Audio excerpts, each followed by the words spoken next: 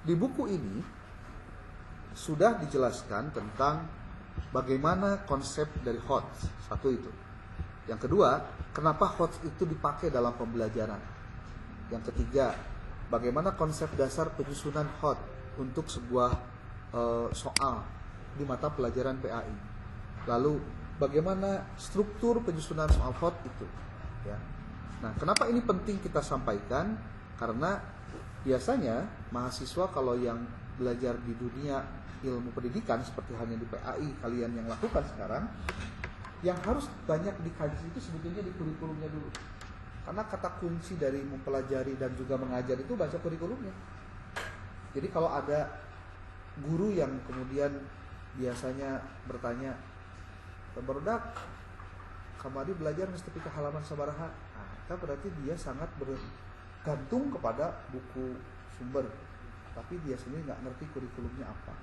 Nah, karena di sini sudah dibuat bagaimana cara untuk menyusunnya, termasuk yang tadi disampaikan oleh kelompok terakhir, kita akan lihat bahwa penyusunan soal HOT itu terdiri dari memahami tentang kompetensi dasar. Kalau sekarang itu istilahnya CP, capaian pembelajaran. Nah, dalam CP itu nanti dianalisis CP-nya. Sehingga ketika menyusun kisi-kisi, kita harus tahu juga bagaimana form pengisian kisi-kisinya.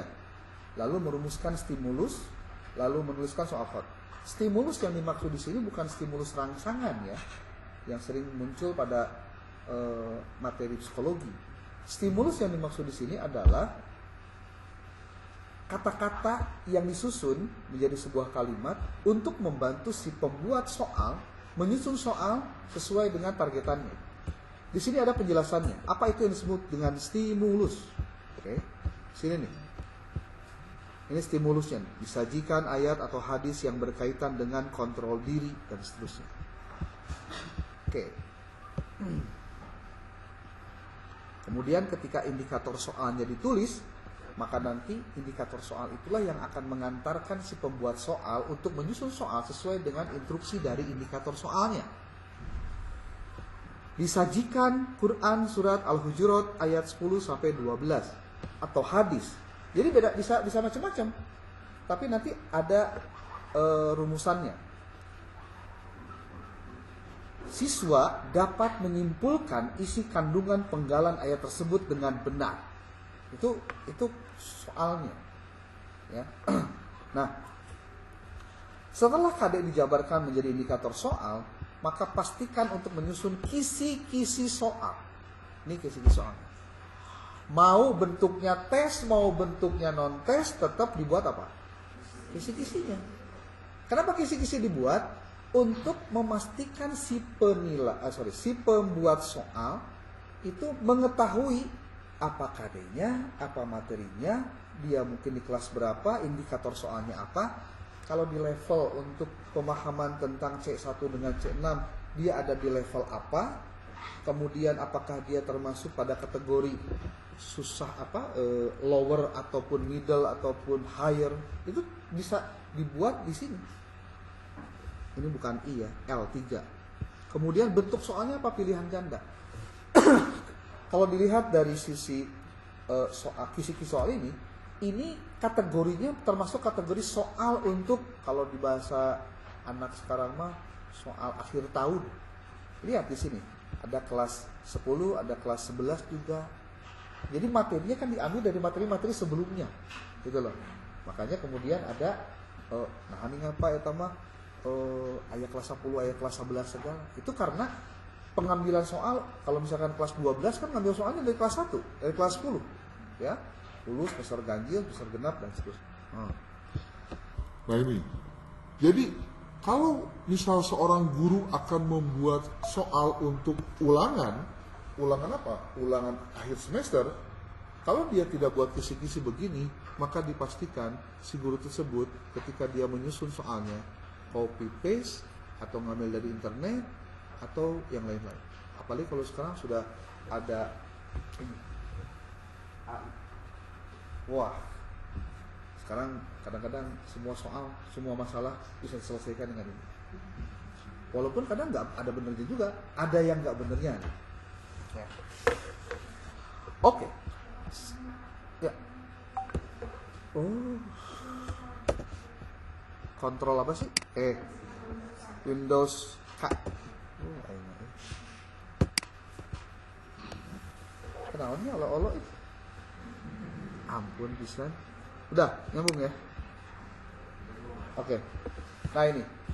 Setelah kamu buat yang namanya kisi-kisi soal, ketika nanti kalau membuat soal ya. Tahap berikutnya adalah membuat kartu soal. Hot. Mau tes, mau non tes, tes dan non tes, ya. Sama, bikin kartu soal. Jadi sebenarnya nyian soal tuh tidak semudah yang kamu pikirkan. Gampang soal, kedok nyian soal. Tapi kamu nggak tahu, iya kamu bikin soal teh. Contoh nih, ini contoh ya. Kalau kita lihat nih materi. Ada buku PAI. Ceritanya buku PAI-nya Bapak ambil yang buku PAI ini nih. Kelas 8. Fikih kelas 8. Diambil dari bukunya KSKK. KSKK itu sebuah itu di Kementerian Agama. Nih, buku kelas 8. Mungkin di antara kalian ada yang dapat kelas 8 untuk fikih? MTS? Ada yang ingat? Pohok deh. Aduh, sudah lupa Pak. Coba lihat ini. Semester 1 ada berapa? Bab 1, 2, 3, 4. 4 bab. Oke. Kalau 4 bab berarti kamu harus tahu materi-materi ini. Nih materi semester 1, sujud sahwi, sujud syukur, dan sujud tilawah. Namun Pak, kepentingannya kita mempelajari tentang buku ini supaya kita tahu apa yang benar dan mana yang tidak benar. Gitu. Sekarang, soal yang ada dalam kartu hot itu fungsinya adalah untuk memudahkan si pembuat soal serta menganalisis apakah soal ini hot atau bukan. Bentuknya ini satu persatu. Beda, coba lihat. Ini urutannya ke bawah kan? Mata pelajaran, kelas, kurikulum, kompetensi, materi, indikator soal, level kognitif. Ke bawah. Sementara ketika dibuat dalam bentuk kisi-kisi soal, bentuknya ke pinggir. Ya. Karena ini gabungan keseluruhan nomor. Sementara di sini adalah per nomor. Tadi Bapak bilang, ini soal teh ternyata ada prosesnya ya. Yang benar itu begitu. Supaya apa? Si guru memberikan soal kudu sesuai dengan materi yang memang disampaikan pada semester itu. Jangan sampai jaka sembung bawa golok. Apa yang diajarkan dengan yang disampaikan ulangannya atau ujiannya atau uji kompetensinya beda. Karena apa? Guru capek neangan, dosen neangan na internet. Kanyahoan kapangi, bisa digawean dan lain-lain. Tapi ternyata banyak kasus di mana guru ketika guru kemudian tidak mengukur dan tidak mengevaluasi apa yang diajarkan sebelumnya karena dia ngambil dari luar dan bukan dia sendiri yang menyusun. Coba kalian lihat ini. Kartu soal hot. Mata pelajaran, kelas, kurikulum, kompetensi dasarnya apa, materi, indikator soal, level kognitifnya L3, C4. L3 apa? Level 3. Level 3? Hot bukan? Level 3.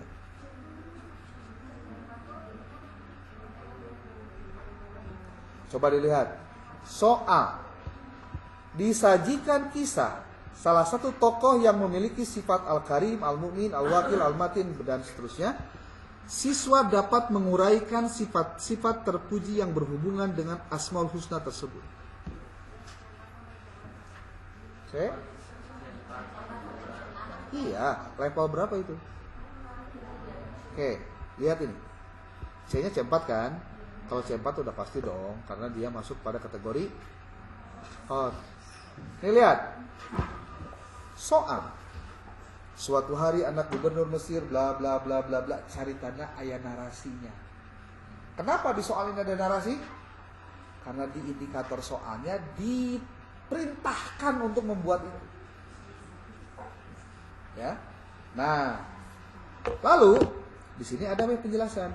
Perilaku Umar bin Khattab pada kasus tersebut apabila dikaitkan dengan perilaku yang terjadi di lingkungan kelas adalah A, B, C, D, E. Jawabannya C. Lalu diberikan keterangan. Nah, ini juga yang nanti akan kamu lakukan untuk di UAS. Semua soal yang sifatnya pilihan ganda ataupun juga esai dianalisis seperti ini. Satu persatu semua nomor soal. Soal ini hot. Kenapa? Karena untuk menjawab soal tersebut diperlukan kemampuan bagaimana mengaitkan berbagai informasi atau fakta tentang makna Asmaul Husna. Isi cerita, pemahaman makna yang tersembunyi dari cerita tersebut serta bisa menyimpulkan. Contoh nih, di buku ini nih, di buku yang kelas 8 MTS mata pelajaran fikih, di bagian akhir bab satunya dia tuliskan ada uji kompetensi. Nih, uji kompetensi berupa soal esai jumlahnya 5 buah. Nih lihat. Esai alah kan. Nyambung gak? Gak nyambung deh. Kayak iya Sudah nyambung gak? Oke, sudah. Nih lihat nih. Bab 1 untuk fikih kelas 8 ada materi soalnya. Materi soalnya berupa apa? Esai. Atau di sini mah ya esai, isian. Tapi isiannya lihat. Dia objektif atau non objektif?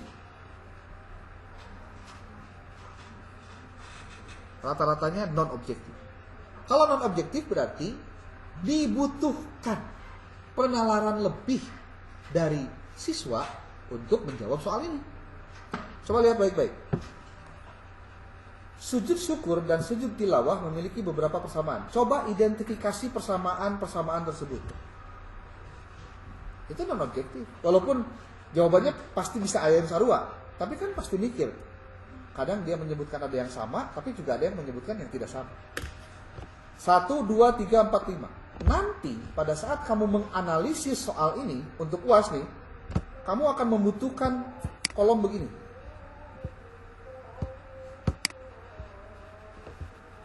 Ini kan nanti kalau misalkan menyusun untuk UAS ya, kamu pastikan teliti buku yang kamu jadikan itu. Nama penulisnya, tahun terbit, ISBN. Ini harus dimunculkan sebagai informasi awal tentang data dari buku yang kamu pelajari. Lalu screenshot cover bukunya, ya. Ini untuk UAS nih, Bapak ngomong ke UAS ya, Kadek. Jadi kamu masih kena tengati masalah UAS, berarti agar kuliahnya baru sare. Nah, di UAS kamu cek soal atau uji kompetensi yang berbasis hot terdapat dalam buku yang dikaji. Lihat per bab, adakah uji kompetensi yang tidak hot? Nah, kan gitu, Pak. Yang tidak hot atau yang hot sekalian. Kemudian kamu lakukan pertama adalah sebaran jumlah dan jenis soal pada uji kompetensi pada tiap bab. Contoh bab 1. Nomor 1 nih, ini nomor 2. Bab 2, jumlah soalnya ada berapa? 5, jenisnya apa? Uraian, kan gitu. Ini mengidentifikasi satu persatu. Diidentifikasi dulu per bab. Oke. Lalu setelah itu masuklah ke bab 1. Karena kebetulan di bukunya fikih ini tidak ada pilihan ganda, tapi nggak tahu ya, Bapak can ningali nomor-nomor berikutnya. Kita baru cek yang bab 1 doang. Ternyata di bab 1 itu item soalnya sujud syukur dan sujud tilawah. Coba cek, ini level kognitifnya ada di level berapa? Level berapa? Kemudian masuk kategori C berapa? Kalau dengan soal begini. Lalu setelah itu simpulan temuannya apa dari soal ini? Apakah ini termasuk hot atau tidak? Kalau ya atau tidak, jawaban kamu harus dituliskan di sini. Alasannya apa? Ini persis seperti yang dituliskan di sini. Yang tadi nih. Nih. Ini teh disebut hot. Kenapa? Karena bla bla bla bla bla bla bla. Masuknya level berapa? Kamu yang menentukan sendiri setelah kamu membaca isi dari materinya. Tuh. Ini baru bab berapa? Bab 1. Bukan bab lainnya. Coba kamu buka yang artikel yang si Syarifah itu kemarin. Sudah pernah lihat kan? Sudah? Kan sudah dikirim link Google Drive-nya. Sudah belum? Nah, itu bisa dijadikan sebagai apa? Bahan perbandingan deh. Untuk kamu mengevaluasi satu persatu. Dari mulai bab 1 sampai dengan bab terakhir nanti disimpulkan. Berapa banyak soal hot yang ada di uji kompetensi soal buku-buku yang terdapat di dalam bab 1 sampai dengan bab 8. Kalau ternyata hasil analisis kamu menunjukkan bahwa ternyata soal hotnya sedikit, berarti bukunya tidak bisa siap menghadapi abad 21. Kan itu aja simpulan. Rekomendasinya apa? Perlu dilakukan revisi oleh tim penulis agar menyesuaikan soal-soal yang terdapat dalam uji kompetensi di buku kelas 8 fikih ini diperbaiki agar menyesuaikan dengan soal berbasis hot. Bahkan kamu yang di sini harus memberikan kalau memang ini ada kekurangan atau kelemahan, kira-kira kudu kumaha nu benerna. Ulah bisa ngeritik doang, perbaikiannya kumaha. Tong kieu, soal itu hot, tuh. Terus hot tuh kumaha? Apa kada gitu sih salah? Kan nggak bisa begitu. Bisa dipahami ya? Jadi soal untuk UAS untuk apa? Mata kuliah ini mengkaji itu. Nah, kemudian kamu nanti harus mengirimkannya ke ini.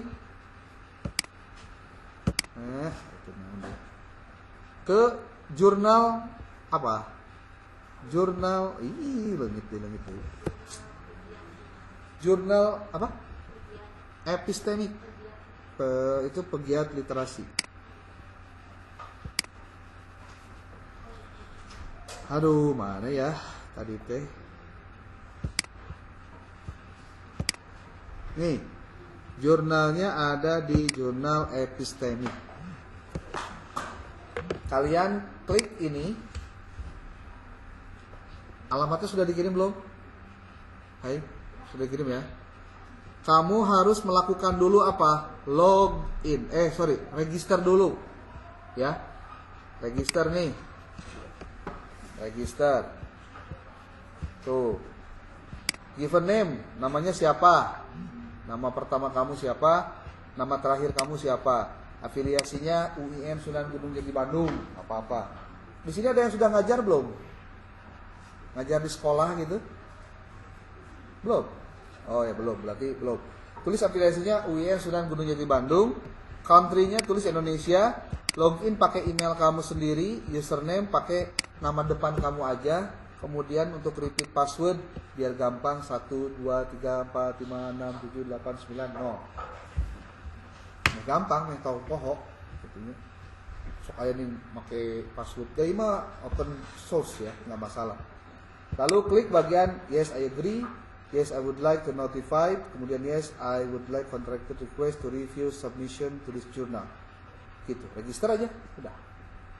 Nanti kalau sudah register, kamu balik lagi ke depan. Nih, pastikan jurnal template-nya di download. Ini jurnal template-nya download ya. Jurnal template download. Kalau sudah di download jurnal template-nya, nanti kamu pasti harus melihat ini jurnalnya. Jurnalnya seperti ini. Nih. Ini jurnal, ini template jurnalnya.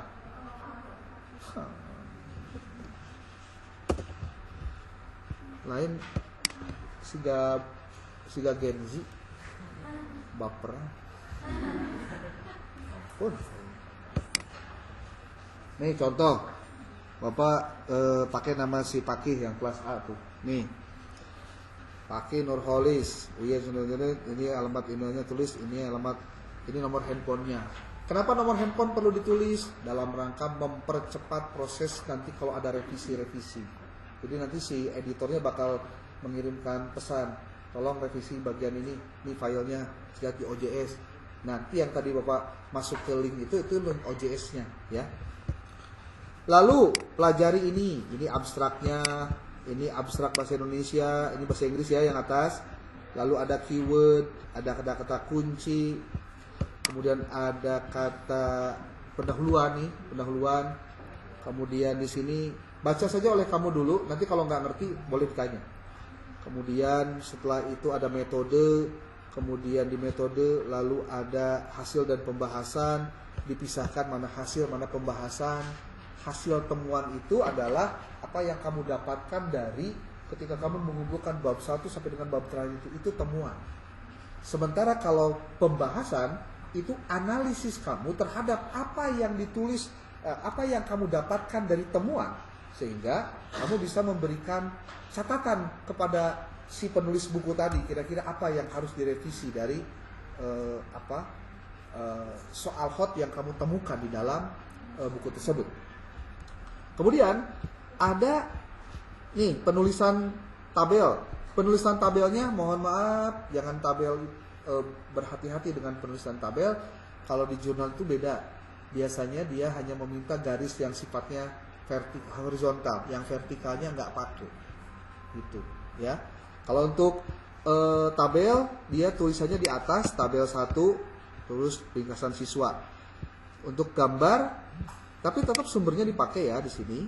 Kemudian kalau untuk gambar, tulisan gambarnya di bawah, lalu di sini gambarnya. Jadi beda ya. Kalau tabel mah di atas, tabel 1. Kalau gambar di bawah nulisnya. Kemudian pembahasan. Tadi apa? Ada hasil, ada pembahasan. Kalau pembahasan adalah analisis untuk menjawab rumusan masalah. Rumusan masalah kamu apa? Adalah untuk mengetahui tentang bagaimana hot di dalam buku pendidikan agama Islam yang dibuat oleh KSKK, sebenarnya begitu. Kemudian untuk beberapa kesimpulan ditulis di sini, ada pengertiannya dan lain-lain. Kalau kamu sudah pernah menggunakan ChatGPT, maka kamu bisa menggunakan template ini untuk sebagai bahasanya konteks dalam ChatGPT. Jadi gini, ChatGPT itu copilot. Copilot itu tergantung pilotnya. Pilotnya siapa? Kita sendiri sebagai pilot. Berarti kalau kita ingin mengarahkan si ChatGPT itu menulis dengan benar, maka yang harus dilakukan adalah kita harus membuat promptnya atau perintahnya dengan benar. Salah satunya adalah dengan melengkapi dengan hal itu. Jadi bisa aja menuliskan, contoh nih, judulnya apa? Judul kamu adalah analisis soal berbasis hot pada materi pada buku fikih kelas 8 MTS terbitan Kementerian Agama. Wah, itu langsung. Jadi menganalisis si bukunya. Lalu apa yang dilakukan? Setelah itu kamu tuliskan ke dalam ChatGPT. Mau diajarin nggak? Atau kamu bisa sendiri cari aja di Google. Nih contoh ya. Nih. Masuk ke ChatGPT. ChatGPT-nya mana sih? Oh, bukan ini. Ini apa ini? Connected. Kayaknya ini dia. Bisa. AI. ChatGPT. Oke. Kebetulan kalau ini karena menggunakan ChatGPT berbayar jadi 4.0 ya. Kalau yang kamu biasanya pakai 3.5 kan ya. Atau mau pakai 3,5 boleh. Kita pakai 3,5 deh biar seimbang gitu.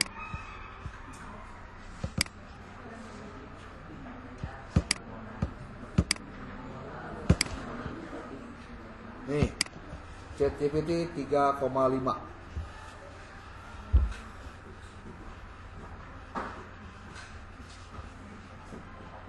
Nah, Beda kan? Kalau ini beda banget. Kenapa beda? Karena tidak pakai 4.0. Nih. Konteks. Ini konteksnya. Konteksnya ini. Jadi kenapa harus ChatGPT itu tergantung kitanya, ya. Paragraf 1 membahas tentang fenomena, paragraf 2 membahas tentang masalah utama, paragraf ketiga tujuan dan lain-lain. Urgensi. Adapun rencana penelitian saya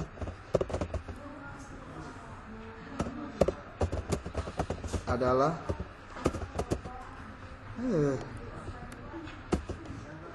udah jam 12 ya. Bentar ya. Adalah analisis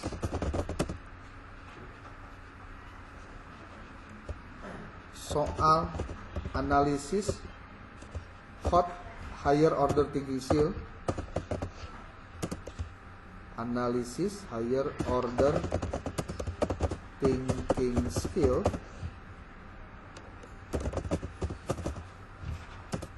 hot pada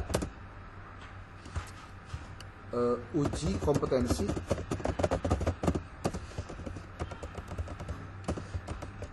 buku fikih kelas 8 terbitan Kementerian Agama. Nah, analisis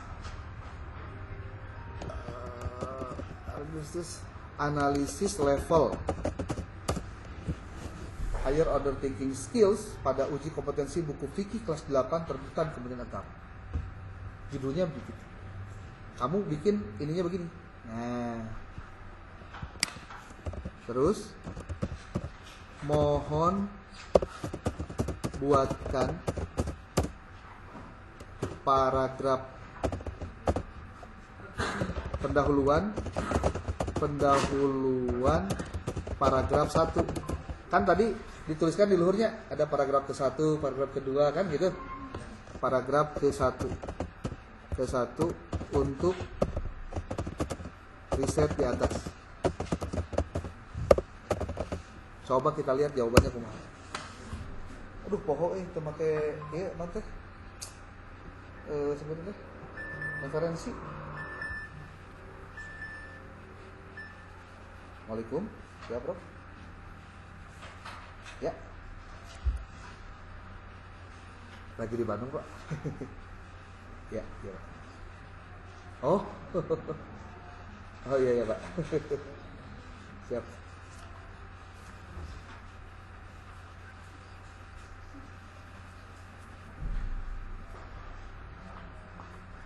Gimana Pak? Suaranya ini kurang jelas gimana Pak?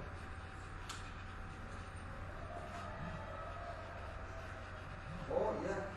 Iya. Betul.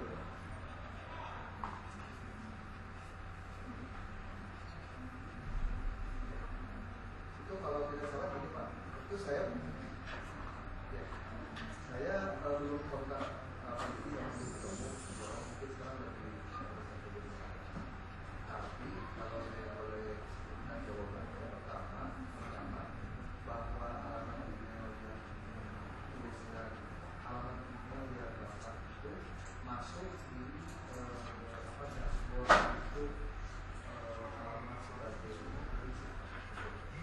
Jadi memang notifikasi email dari penulis itu bisa langsung masuk ke penulis itu dari sistem ODS-nya itu Pak. Karena ke saya pun karena bisa.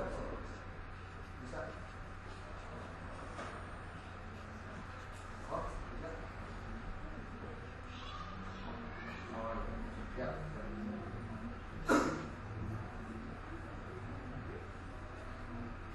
Oh ya. Siap. Bisa diganti Pak. Nanti saya nanti jual jadi saya ganti. Betul. Siap.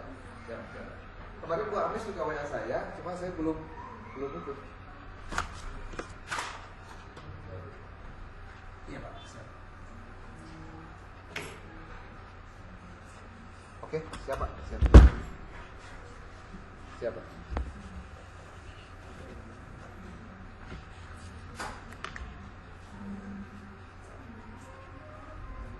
Itu rencananya hari Kamis, Jumat, Sabtu, Pak. Tanggal enggak, minggu depan, Pak, minggu depan. Tanggal 13, 14, 15. Siap. Jadi mereka menunggu hasil penilaian dulu sampai tanggal 10, Pak. Ya. Betul.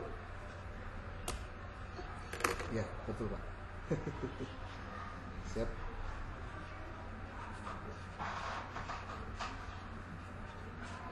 Oke. Siap, siap, Pak. Oke, Pak. Siap, Bro. Mangga. Mari, Pak. Waalaikumsalam warahmatullahi. Oke, coba lihat nih. Tapi sayang ya, tadi ada yang kelewat satu, yaitu ini daftar pustakanya, referensinya.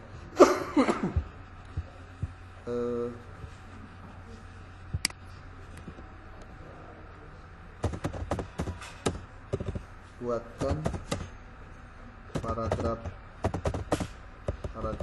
buatkan lengkapi dengan referensi style apa.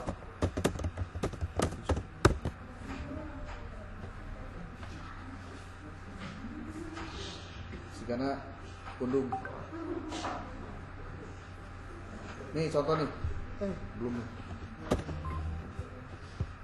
Extend. Solid. Ini coba lihat nih. Ini baru satu paragraf. Kan kita butuhnya 4 paragraf ya. Tapi nanti harus dijelaskan, maksudnya dilengkapi, harus jangan sependek ini gitu.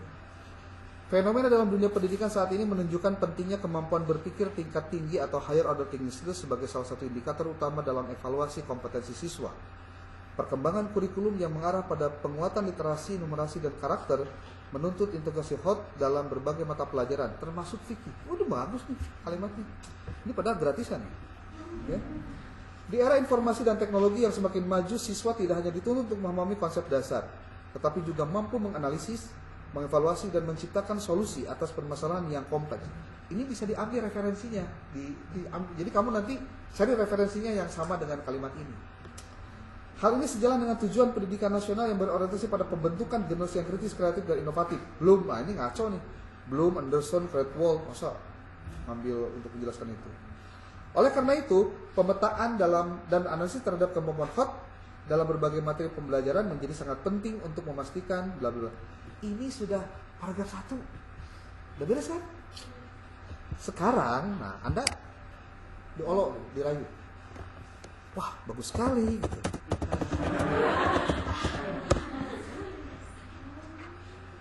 Oh, senang mendengarnya. Kan diolok mah jadi gitu kan. Kalau bahasa perempuan mah kelepek-kelepek gitu. Bisakah dilanjut dengan menyusun paragraf 2? Paragraf kedua sesuai dengan konteks di atas. Konteks di atas tuh artinya konteks yang tadi. Tahu kan? Ini konteks di atas ini nih, konteksnya nih. Paragraf kedua. Jangan lupa tambahkan sitasi dari sumber yang terpercaya. Pakai style apa 7. Nah, gimana dia ngomong? Tentu berikut paragraf kedua membahas masalah utama. Tuh.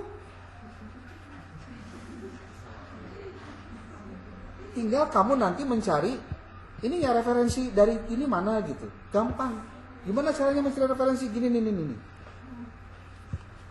Meskipun pentingnya hot telah diakui secara luas, banyak penelitian menunjukkan bahwa pengembangan dan penilaian hot dalam mata pelajaran fikih masih kurang optimal. Aduh, bener nggak sih? Coba kita cek. Jadi setiap kalimat itu kita bisa mensitasi, bisa mengambil referensi. Nih, contohnya,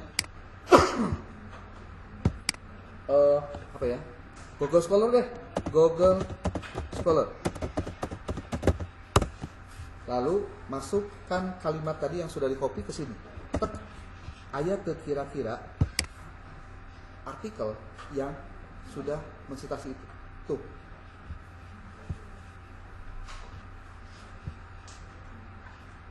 Kita tinggal baca we ke.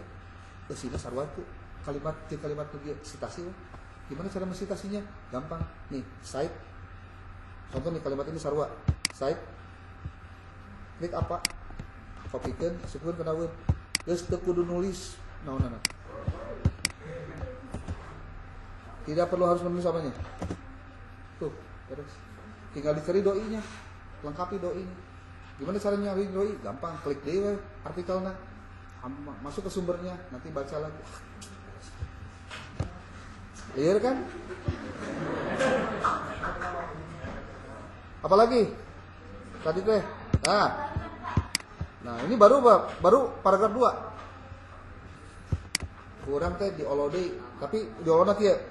Adakah hal yang kamu lupakan? Maksudnya bisa pohon, dia nanti lengkapi lagi. Nah, sepertinya ada beberapa yang harus disempurnakan.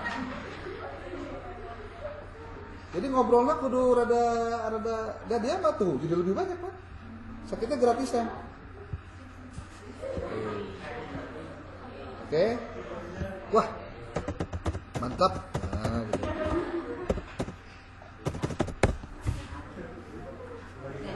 Oh, di Allah makan gak jawab.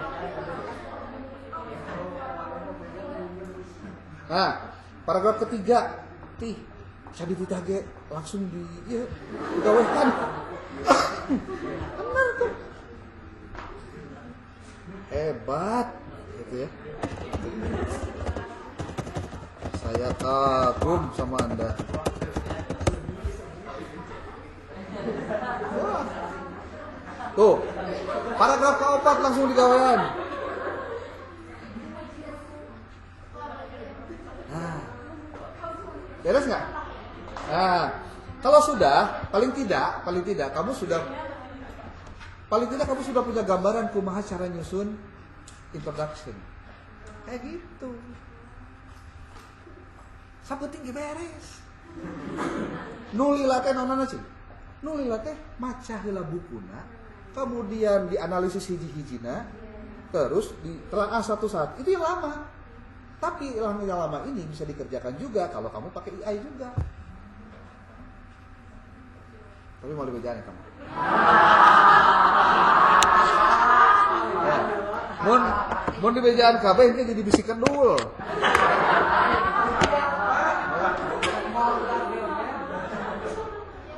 Tapi prinsipnya pasti kamu bisa. Asal tekan dina